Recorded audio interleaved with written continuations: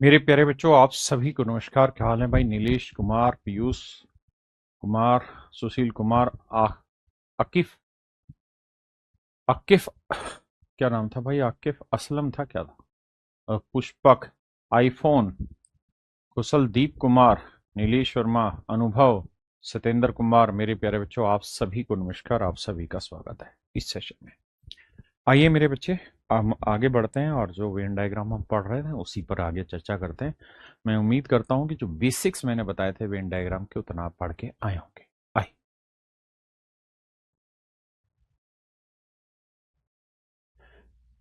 देखिए मेरे दोस्त, सवाल में कह रहा है एक परीक्षा में 67% छात्र गणित में पास हुए, 53% छात्र अंग्रेजी में पास हुए। कहता है जी 67% बच्चे ऐसे हैं जो गणित में पास हुए, बाकी कुछ इतने परसेंट दूसरी चीज में पास हुए, और 25% बच्चे ऐसे हैं जो दोनों में पास हुए। 25% बच्चा ऐसा है जो दोनों सब्जेक्टों में पास हुआ है जी। 67% मैथ में पास हुआ है।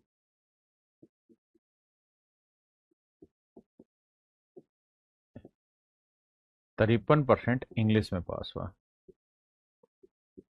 और 25% दोनों में पास हुआ। कहता है यदि 200 छात्र गणित व अंग्रेजी दोनों में फेल हुए हैं तो बताइए कितने छात्र केवल गणित में पास हुए, ओनली मैथ में कितने पास हुए। तो मेरे बच्चे ये बताओ कि टोटल बच्चे कितने हैं जो पास हुए हैं। तो आप कहेंगे देखिए सर, अभी आपने तरीका बताया कि इन दोनों को जोड़ लो, तो 67 जमा 53 जोड़ोगे तो इट विल कम 7 3 10 6 5 11 और 1 12 120, और इसमें से 25 हटा दो, तो 25 हटाओगे तो ये बचेगा 95। यानी 95% बच्चे ऐसे हैं जो किसी ना किसी सब्जेक्ट में पास हुए। 95% मेरे बच्चे बच्चे ऐसे हैं जो किसी न किसी सब्जेक्ट में पास हुए। हाँ जी, 95% बच्चे ऐसे जो किसी न किसी सब्जेक्ट में पास हुए। भाई 67 एक में पास हुए, 53 एक में, तो 67 53 जोड़ा 120। 25 ऐसे थे जो 2 बार काउंट हो गए, वो घटा दिया तो आया 95%। यानी मैं ये कह सकता हूँ सर 95% बच्चे किसी न किसी सब्जेक्ट में पास हुए, तो टोटल 100% बच्चे हैं, उसमें से 95% किसी न किसी सब्जेक्ट में पास हुए, तो बाकी 5% कौन है? सर बाकी 5% वो लोग हैं जो किसी में भी पास नहीं हुए। तो किसी में भी पास नहीं हुए, तो ये जो 5% है ये रिप्रेजेंट कर रहा है 200 बच्चों को। तो 1% की वैल्यू, तो आप कहेंगे बटे 5। अब कह रहा है यार उन बच्चों की संख्या बताइए जो केवल मैथ में पास हुए। Then how many students passed in only maths. तो बताइए कितने छात्र केवल गणित में पास हुए। कितने ऐसे बच्चे हैं जो केवल गणित में पास हुए, मेरे बच्चे बताइए। तो जानते हैं, आप कहेंगे जी 67% मैथ में पास हुए, उसमें से 25 तो ऐसे हैं जो दोनों में पास हुए। तो 67 में से 25 हटा देंगे तो 7 में 5 गया 2 और 6 में 2 गया 4, तो ये 42% लोग वो होंगे जो केवल गणित में पास हुए। हाँ जी, तो 42% वो लोग हैं जो गणित में पास हुए, तो 42% की वैल्यू क्या होगी?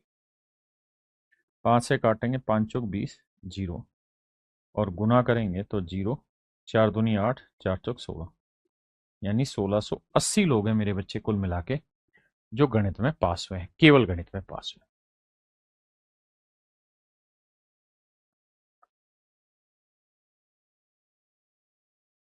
करिए मेरे भाई, सेम ही सवाल है, लगाइए दिमाग।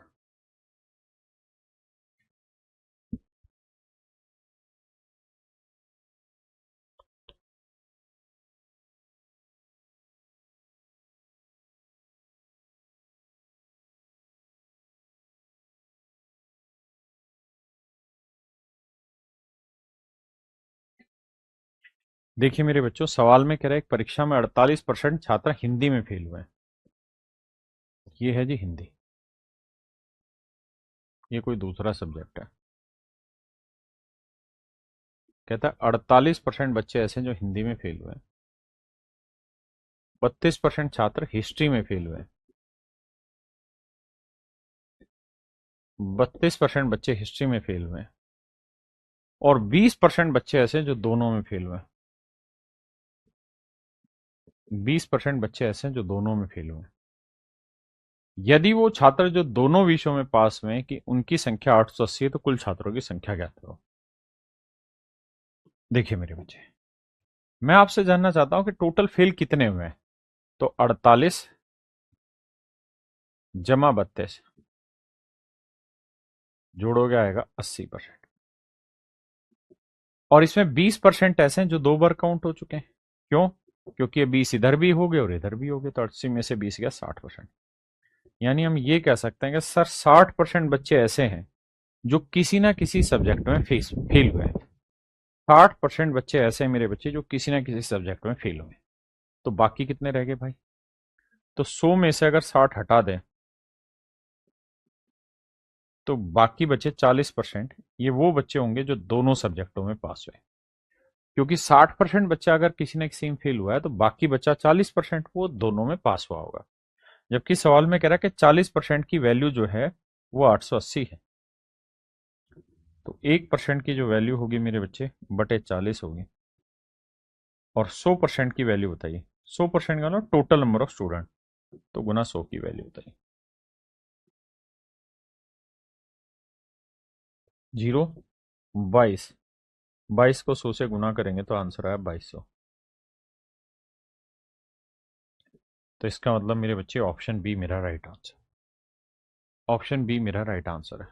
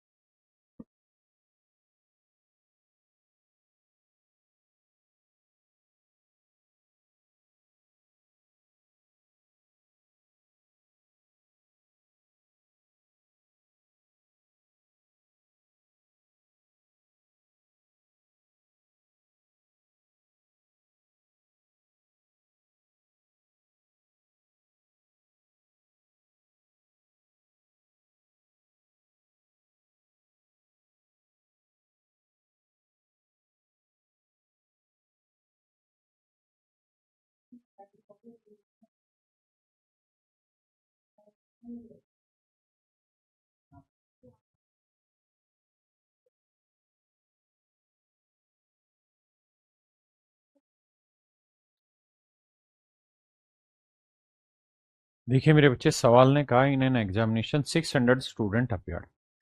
एक परीक्षा में 600 बच्चों ने भाग लिया। 35% छात्र फिजिक्स में फेल हुए, 45% छात्र विज्ञान में फेल हुए और 20% छात्र दोनों विषयों में फेल हुए।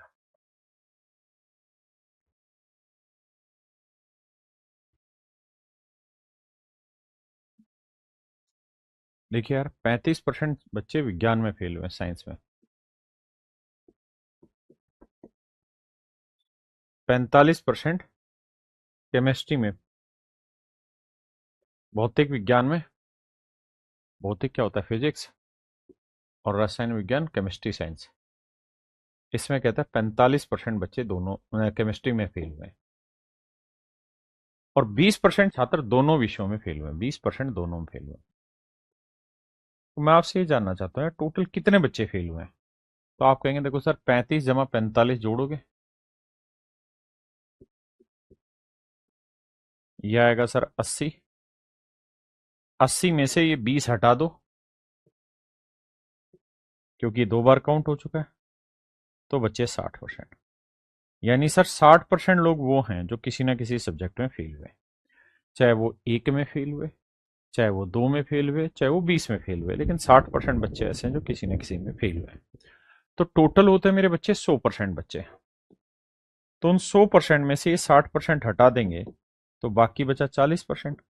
तो ये 40% लोग वो होंगे जो दोनों सब्जेक्टों में पास हुए होंगे।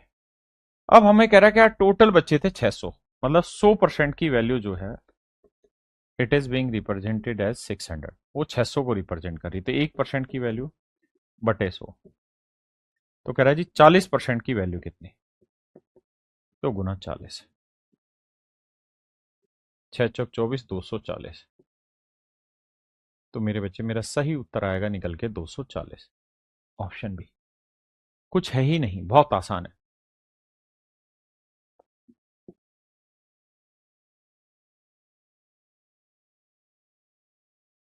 इस सवाल को करते वक्त दो चीजों पे विशेष ध्यान देना। यहां पास है, यहां पास है, लेकिन यहां फेल है। यहां पास है, यहां पे भी पास था, लेकिन यहां फेल है, अनुत्तीर्ण है। अब सवाल को ठीक नजर से पढ़ेंगे तो सवाल करने में मजा आएगा।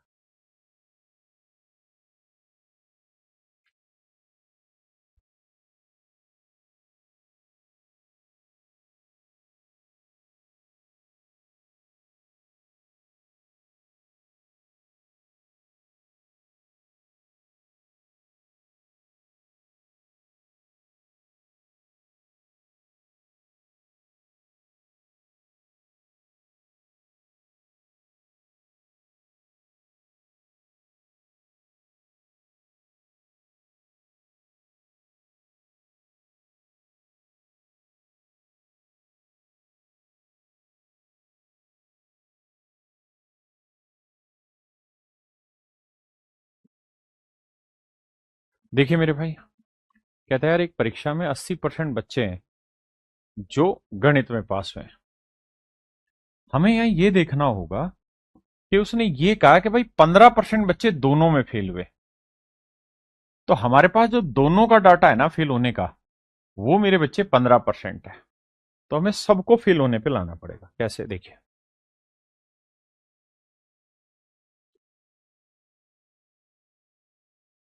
हमें ऐसे लाना पड़ेगा कि गणित में 80% पास हुए हैं तो 20% फेल हुए होंगे। रीजनिंग में 65% पास हुए हैं तो 35% फेल हुए होंगे।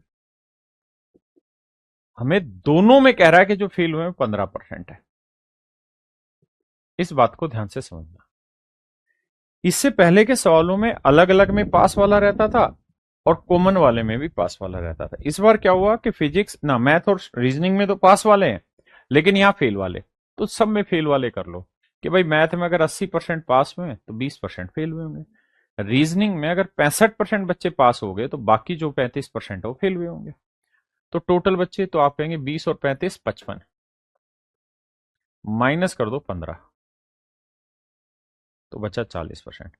यानी सर हम ये कह सकते हैं कि 40% बच्चे ऐसे हैं जो किसी ना किसी सब्जेक्ट में फेल हुए हैं, चाहे वो एक में हुए हो, दो में हुए हो, लेकिन 40% बच्चे किसी ना किसी में फेल हैं।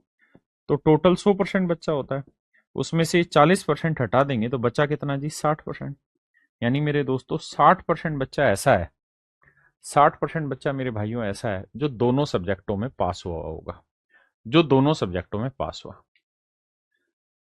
तो हमसे सवाल में ये पूछ रहा है, पूछ क्या रहा है उस पर चर्चा कर लेते हैं। तो हमसे कह रहा है 150 स्टूडेंट, 150 बच्चे ऐसे हैं जो दोनों ना, जो केवल मैथ में पास हुए हैं। Then find how many student fail only in reasoning. तो भाई उन बच्चों की संख्या बताओ जो केवल रीजनिंग में फेल हुए हैं। उन बच्चों की संख्या बताइए जो रीजनिंग में फेल हुए हैं। देखो जी बताते हैं। आप मुझे ये बताना, रीजनिंग में फेल कितने में जी, 35%। उसमें से 15 तो ऐसे हैं जो दोनों में, तो केवल रीजनिंग में फेल होने वाले कितने बचे, 20। 35 में से 15 घटाया 20। तो अगर आपसे सवाल में ये पूछा गया है कि भाई ओनली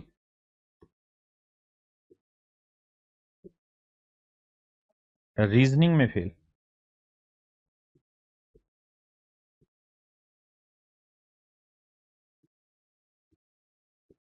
ओनली रीजनिंग में फेल होने वाले, केवल रीजनिंग में फेल होने वाले बच्चों की संख्या ज्ञात करिए, तो आपका जवाब होगा जी 20%। कितने होंगे मेरे बच्चे, 20%। आपने कहा हाँ पाठ ठीक है सर। अब सवाल ने कहा था 150 छात्र ऐसे हैं जो गणित में पास हुए, तो ओनली मैथ में पास होने वाले कितने हैं, ओनली मैथ में पास। तो आप कहेंगे देखिए सर, मैथ में जो पास होने वाले बच्चे हैं वो हैं 80%। सवाल ने पहली लाइन में कहा कि भाई 80% बच्चे ऐसे हैं जो मैथ में पास हुए हैं। इस 80 में से 60% बच्चे ऐसे हैं जो मैथ और रीजनिंग दोनों में पास हुए हैं। बिल्कुल ठीक है। 60% बच्चे ऐसे हैं जो दोनों में पास हुए हैं। तो केवल मैथ में कितने पास हुए जी? 20%। तो केवल मैथ में मेरे भाई 20% पास हुए। और सवाल ने यही दे रखा है कि भाई 150 बच्चे ऐसे हैं जो केवल गणित में पास हुए हैं, यानी 20% की वैल्यू है मेरे बच्चे 150। तो कह रहा है केवल रीजनिंग में कितने फेल हुए? 20% और 20% की वैल्यू 150 है, यानी मेरे बच्चे ऑप्शन ए हो जाएगा आंसर। कान खोल के आराम से सवाल को 2-3 बार पढ़ने की कोशिश करिए।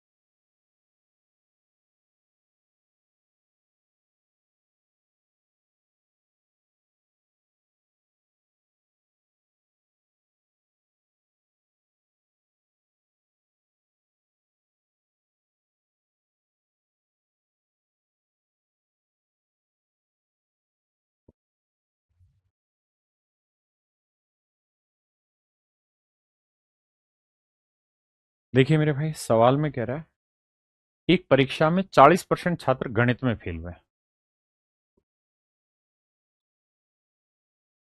तीन चीजें होंगी ना? ठीक है जी।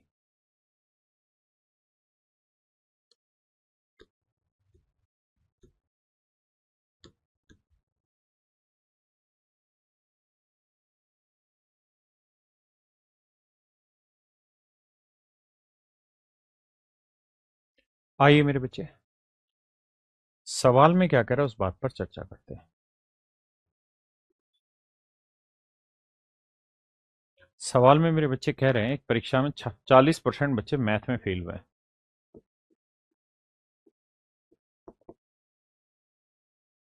30% छात्र हिंदी में फेल हुए हैं।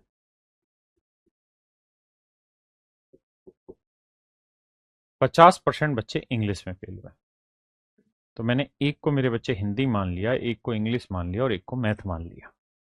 ठीक है जी, क्लियर है? अब आइए आगे। अब कह रहे हैं यदि 25% छात्र मैथ और इंग्लिश दोनों में फेल हुए हैं, तो भाई मैथ और इंग्लिश में ये वाला कॉलम है, तो 25% बच्चे ऐसे हैं जो मैथ और इंग्लिश दोनों ना, बच्चे हैं गणित और इंग्लिश में। तो ये 25% ऐसे हैं जो मैथ और इंग्लिश दोनों में फेल हुए हैं। 15% बच्चे ऐसे हैं जो इंग्लिश व हिंदी में फेल हुए हैं।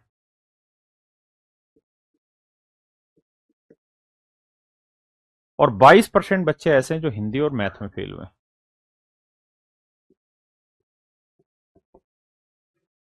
और कह रहा है 13% बच्चे तीनों सब्जेक्टों में फेल हुए हैं। तो मेरे बच्चे तीनों सब्जेक्टों में जो कॉलम आ रहा है वो यही वाला आ रहा है। तीनों सब्जेक्टों में कोई जो ऐसा एरिया जो तीनों सब्जेक्टों को कवर करता हो, तो मेरे बच्चे ये बीच वाला ही पोर्शन है। बिल्कुल ठीक है। अब कहानी को आगे समझने की कोशिश करते हैं। कैसे? देखिए ध्यान से। सवाल में हमसे ये कह रहा है यार ये बताओ तीनों विषयों में पास हुए छात्रों का प्रतिशत ज्ञात करिए, कि भाई तीनों सब्जेक्टों में कितने बच्चे पास हुए इस बात की जानकारी दीजिए। देखो मेरे बच्चे, थोड़ा सा दिमाग दौड़ा सकते हो ऐसे कि भाई 40% बच्चे केवल गणित में पास हुए ना, गणित में पास हुए। बिल्कुल ठीक है। 22% बच्चे ऐसे हैं जो गणित और हिंदी में पास हुए, यानी ये वाला डाटा है 22। लेकिन अगर इस 22 में से अगर ये 13 हटा दूं तो ये वाला डाटा जानते हो कौन सा आ जाएगा?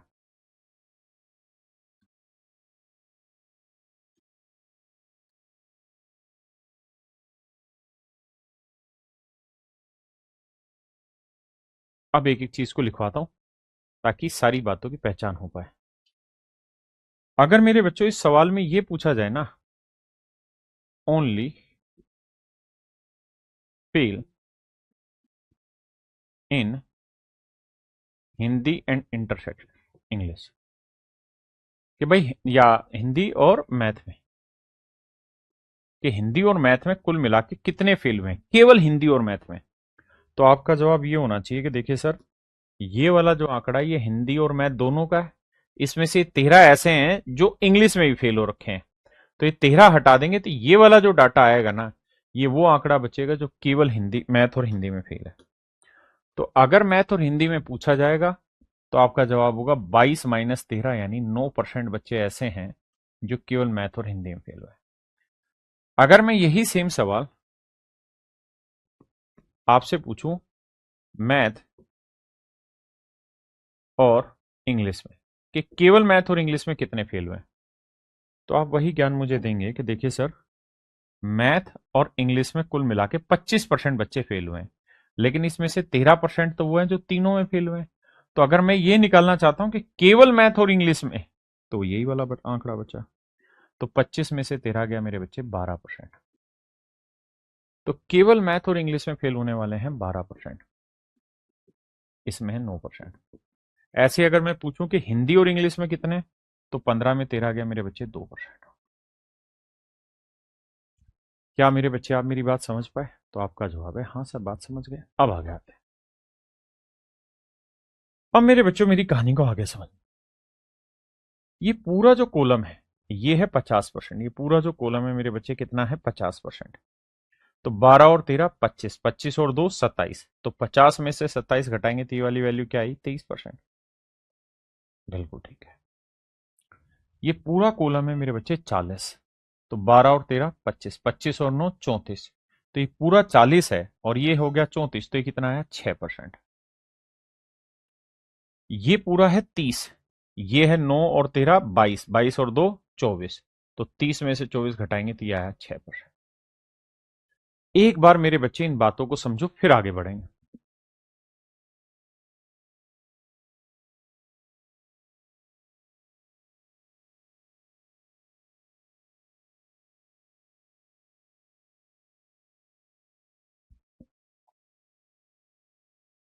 क्लियर है भाई यहां तक की? जी बिल्कुल दिनेश मित्रवाल जी, हो जाएगी। अब आते हैं आगे, अगर आप इतनी बात समझ गए तो अगर इस सवाल में मैं आपसे केवल ये पूछूं कि भाई उन बच्चों की संख्या बताओ जो केवल एक सब्जेक्ट में फेल हुए, तो आप कहेंगे ओनली मैथ में 6%, ओनली हिंदी में भी 6%, और केवल इंग्लिश में 23%। भाई 6, 6 और 23, ये वो लोग हैं जो केवल एक सब्जेक्ट में पास हुए, मतलब एक सब्जेक्ट में फेल हुए।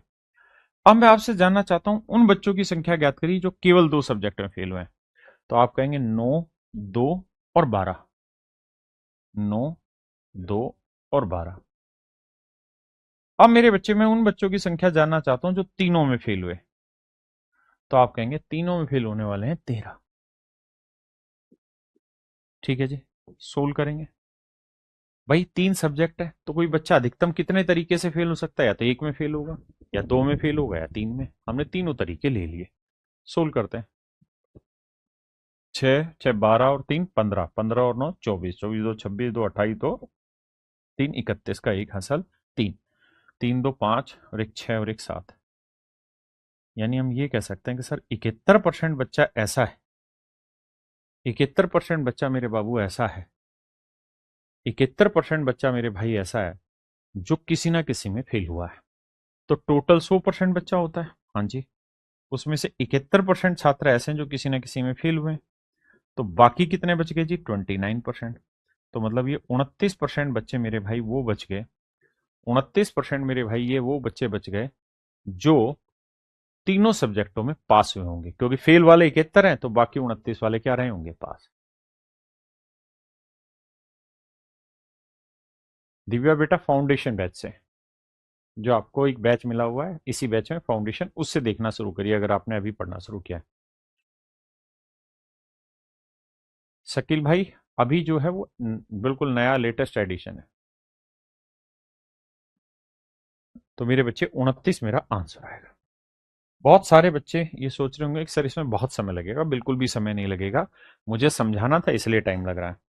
लेकिन अगर आप इसे फार्मूले से करना चाहते हैं कि मान लीजिए 3 चीजें और आप तीनों का यूनियन निकालना चाहते हैं, A union B union C, तो उसका तरीका है A plus B plus C minus N A intersection B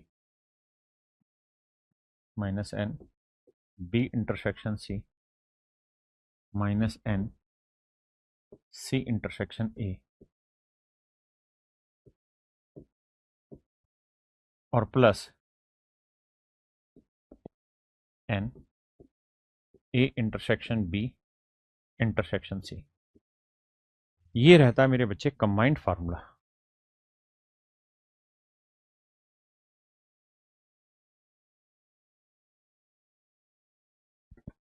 समझ गए राजा? तो इस वाली चीज को फार्मूले में लगा देंगे।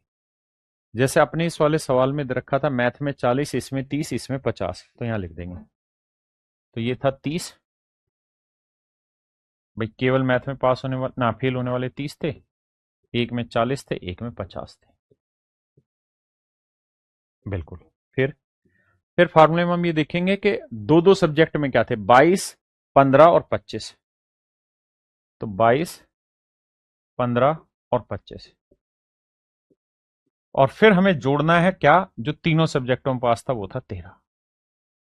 तो हम फार्मूले से करेंगे तो भी जल्दी से हो जाएगा। कैसे, देखिए भाई, ऐसे समझो कि 25 और 15 कितना हो गया, 40, तो -40 से +40 गया। ठीक है जी, बिल्कुल ठीक है। अब देखो 30 में से 22 घटाएंगे, क्या बचा, 8, 8 और 13 21, 21 और 50 71, यानी 71% बच्चा ऐसा है जो किसी न किसी सब्जेक्ट में फेल हुआ है। तो बाकी जो 100 में से 71 घटाएंगे तो 19 वो बचेगा जो बाकियों में पास हुआ है, दोनों तीनों में।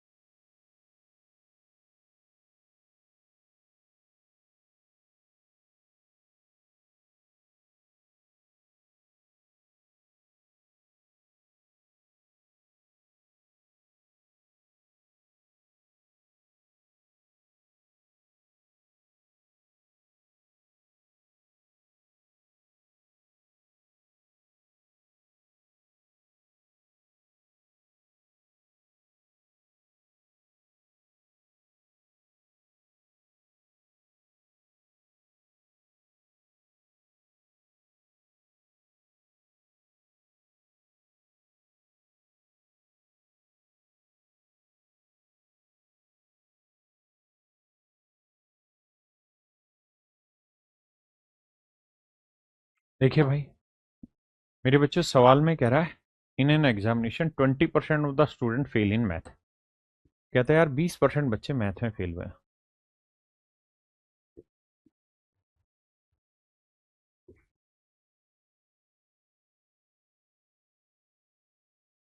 20% बच्चे मेरे भाई मैथ में फेल हुए हैं। 15% इंग्लिश में फेल हुए हैं, और 25% हिंदी में फेल हुए हैं। 25% हिंदी में फेल हुए हैं। 5% बच्चे ऐसे हैं जो मैथ और इंग्लिश दोनों में फेल हुए हैं। ये बच्चे 5% है। 10% बच्चे ऐसे हैं जो इंग्लिश और हिंदी में फेल हुए हैं। 10% बच्चे ऐसे जो इंग्लिश हिंदी में फेल हुए हैं। 15% बच्चे ऐसे हैं जो मैथ और हिंदी में फेल हुए हैं।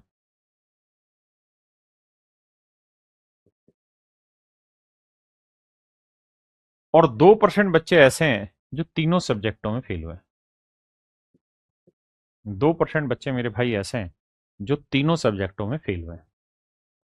Failed in all the 3 subject math English and Hindi, then find the percentage of student who passed in all 3 subject, जो तीनों सब्जेक्टों में पास हुआ। देखिए आप सबको यह समझना होगा कि हमारे पेपर में दो ही मतलब उसके चीजों के वेन डायग्राम रहता है, 3 का नहीं रहता। अगर 3 का कभी आता है तो वो क्या करता है, इसको डीआई में देता है, और इसी में फिर 2-3 सवाल आपसे पूछ लेगा, ताकि आपका जो टाइम एक्स्ट्रा लग रहा है वो वहां पे यूटिलाइज हो जाए। आइए लगाते हैं सवाल को।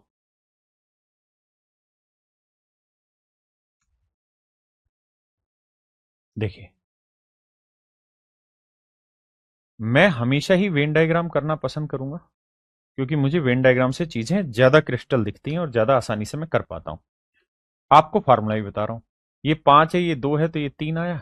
ये 15 है, ये 2 है, तो ये 13 आया। ये 10 है, ये 2 है, तो ये 8 आया। 8 2 10 और 13 23, 25 में 23 गया, 2 आया। 8 2 10 और 3 13, 15 में 13 गया, 2 आया। 13 2 15 और 3 18, 20 में से 18 गया, ये 2 आया। जोड़ेंगे तो देखो, 2 2 4 2 6। यानी ऐसे लोग जो केवल एक सब्जेक्ट में फेल हुए हैं, तो 2 2 2। अब वो लोगों की संख्या निकालो जो 2 में फेल हुए हैं, केवल 2 में। 13 8 3।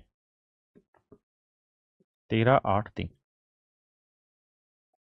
अब उन लोगों की संख्या निकालो जो तीनों में फेल हुए हैं, दैट इज 2। तो जोड़ोगे मेरे बच्चे, तो 2 2 4 2 6 और 3 9, 9 8 17, 17 3 20 और 2 22 का 2, असल 2 2 और 1 3। यानी मेरे बच्चे 32% बच्चे ऐसे हैं जो किसी ना किसी सब्जेक्ट में फेल हुए हैं। तो टोटल 100% बच्चे थे जी, बिल्कुल। तो 100 में से 32 हटा देंगे तो बचा कितना मेरे बच्चों, 68%। तो यानी 68% लोग वो होंगे जो बाकियों में पास हुए हैं। और यही हमसे सवाल में पूछा हुआ है कि तीनों सब्जेक्ट में कितने बच्चे पास हुए, तो जवाब होगा 68%। क्या हो जाएगा मेरे बच्चे, 68%। अब मेरे बच्चों में इसी सवाल को फार्मूले से पढ़ा देता हूं। देखिए यार, यहीं ले लेते हैं फार्मूला।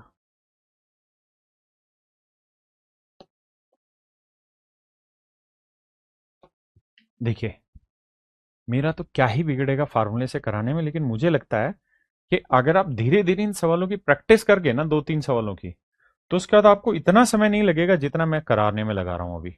मुझे समझाना। अरे, काहे नाराज हो गया था?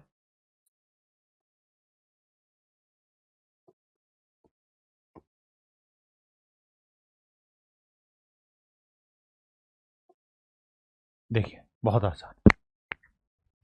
मैंने अभी एक फार्मूला बताया कि यूनियन जब आप निकालने जाओगे कि भाई मैथ, इंग्लिश और हिंदी तीनों में कुल मिला के कितने फेल हुए हैं, तो आपको पहले निकालना होगा मैथ में फेल वाले, इंग्लिश में फेल वाले, हिंदी में फेल वाले।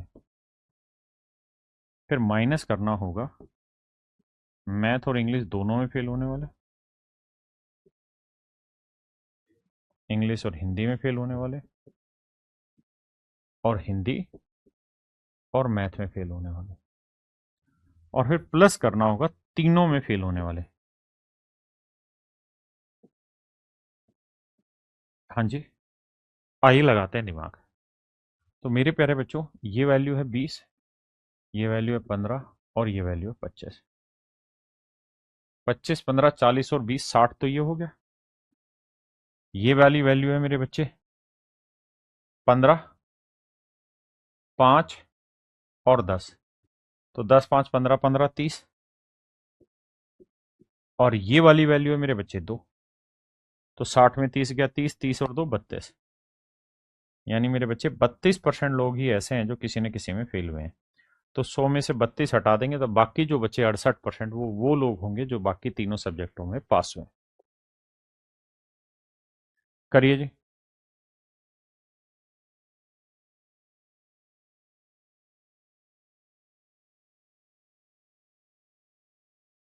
करिए जी।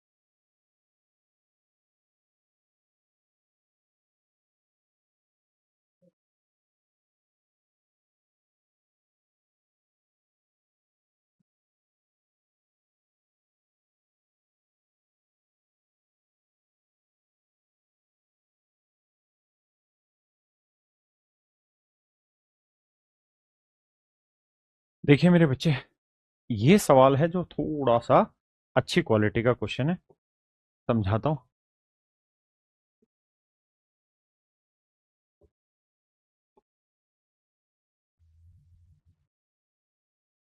देखिए यार, पहले वेन डायग्राम से रिप्रेजेंट कर देता हूं, फिर फार्मूले से, क्योंकि ये फार्मूले से ज्यादा आसानी से होगा।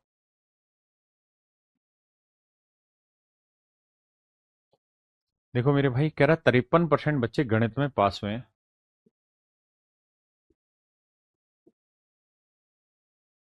61 फिजिक्स में, 61% फिजिक्स में पास हुए हैं, 60% केमिस्ट्री में पास हुए हैं, 24 मैथ और फिजिक्स में, 24% मैथ और फिजिक्स में,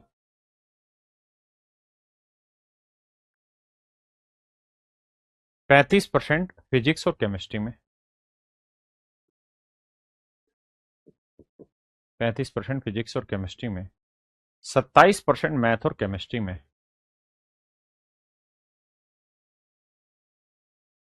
27% मैथ और केमिस्ट्री में, 5% किसी में भी पास नहीं हुए। देखिए यार, इस शब्द को बहुत गहराई से समझना। एंड 5% इन नन, कि भाई 5% पास ही नहीं हुए, 5% किसी भी विषय में पास नहीं हुए, 5% किसी भी विषय में पास नहीं हुए। यानी सच बात यह है कि आपके पास ये वाला डाटा मिसिंग है और यही आपको फाइंड आउट भी करना है ना। इसके आधार पर ही बाकी चीजें कैलकुलेट करेंगे। अब आप ये बात जानते हैं कि फार्मूला होता है कि भाई 3 सब्जेक्ट है, मैथ फिजिक्स और केमिस्ट्री, तो M union P union C बराबर होगा NM NP NC. Math intersection physics, math comma chemistry,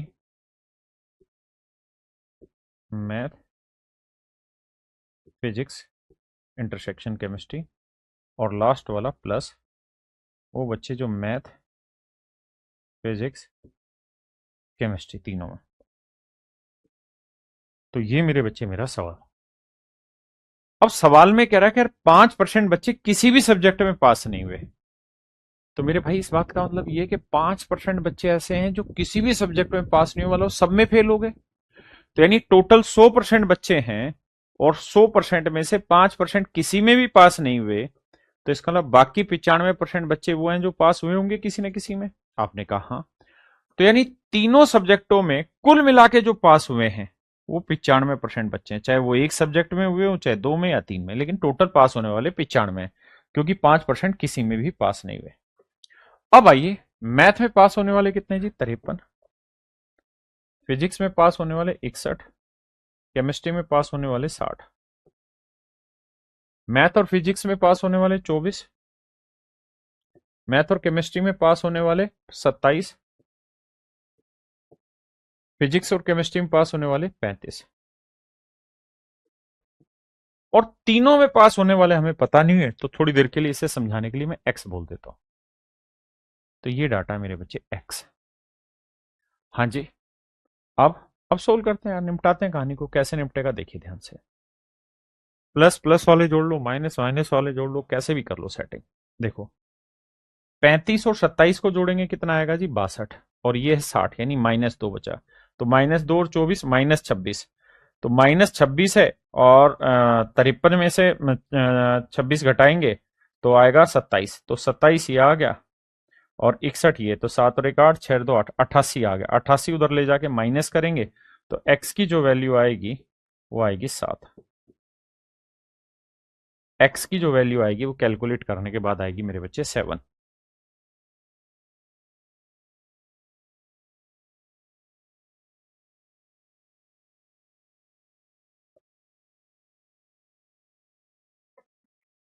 x की जो वैल्यू आई मेरे बच्चे कितनी आ गई? 7। तो ये जो डाटा है ये मेरे बच्चे है 7%।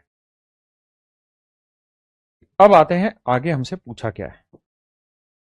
अब हमसे सवाल में ये पूछा है कि भाई उन बच्चों की कैलकुलेशन करके बताइए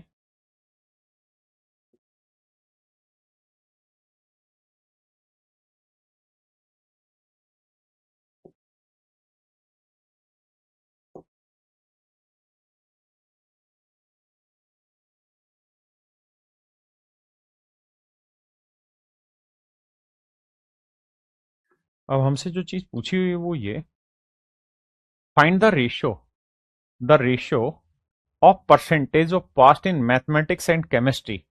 कहते हैं यार उन बच्चों का रेशियो बताओ जो केवल मैथ और केमिस्ट्री में पास हुए बट नॉट इन फिजिक्स। यानी वो बच्चे जो मैथ और केमिस्ट्री में पास हुए हैं लेकिन फिजिक्स में नहीं।